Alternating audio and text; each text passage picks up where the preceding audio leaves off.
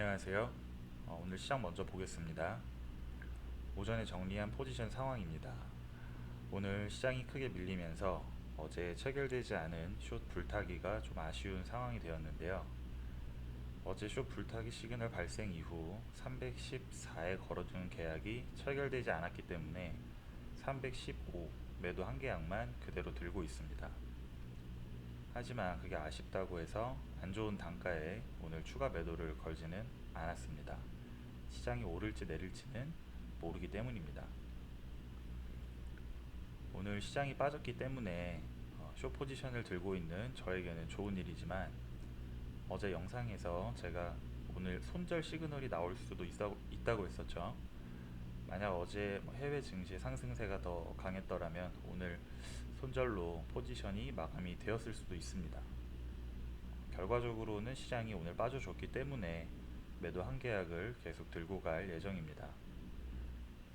오늘의 경우는 어제 불타기가 안 된 건 아쉽지만 포지션 홀딩하는 것 외에 매매할 건 따로 없었습니다.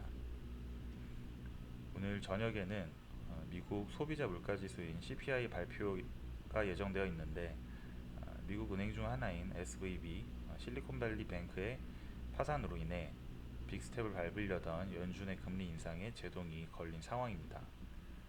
시장은 CPI 또한 전월 대비 0.4%가 올라 1월 0.5%보다 상승 속도는 둔화되었을 거라고 예상하고 있는데, 오늘 CPI 발표에 따라서 연준의 행보 그리고 시장 참여자들의 희비가 엇갈릴 것 같습니다. 오늘은 매매와 수익에 대해서 잠깐 얘기를 해보려고 합니다. 오늘 시장의 결과는 매입 단가 기준으로는 46만원 정도 수익권이고, 정상 단가 기준으로는 35만원 정도 수익이네요. 4월물 첫날 개파락으로 한 20만원 정도 수익이던 매입 단가는 어제 10만원 정도로 축소됐었죠. 또 오늘 시장이 크게 빠지면서 다시 46만원으로 늘어났습니다. 정상 단가는 마이너스였지만 오늘은 또 플러스죠. 내일은 또 어떻게 될지 모릅니다. 제가 어제 수익이 줄어드는 게 싫어서 만약 빠르게 익절을 했다면 오늘 30만원 정도의 추가 수익은 발생하지 못했을 겁니다.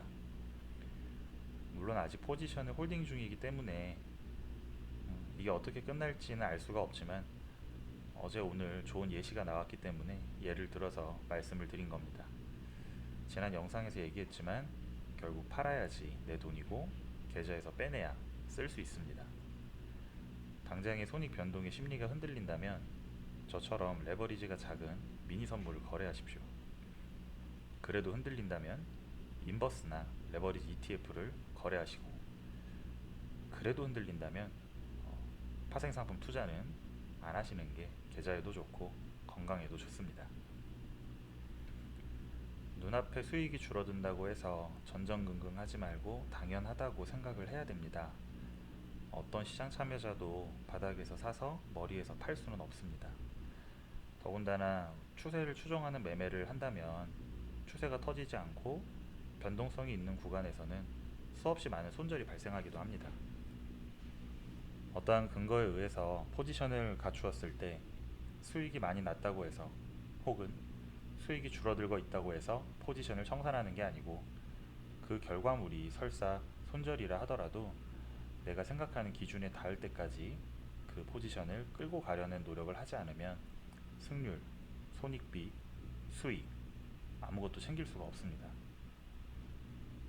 만약 여러분의 매매가 승률도 낮고 손익비도 낮다면 매매에 앞서서 매매하는 방법을 다시 생각해 보기를 권해드립니다.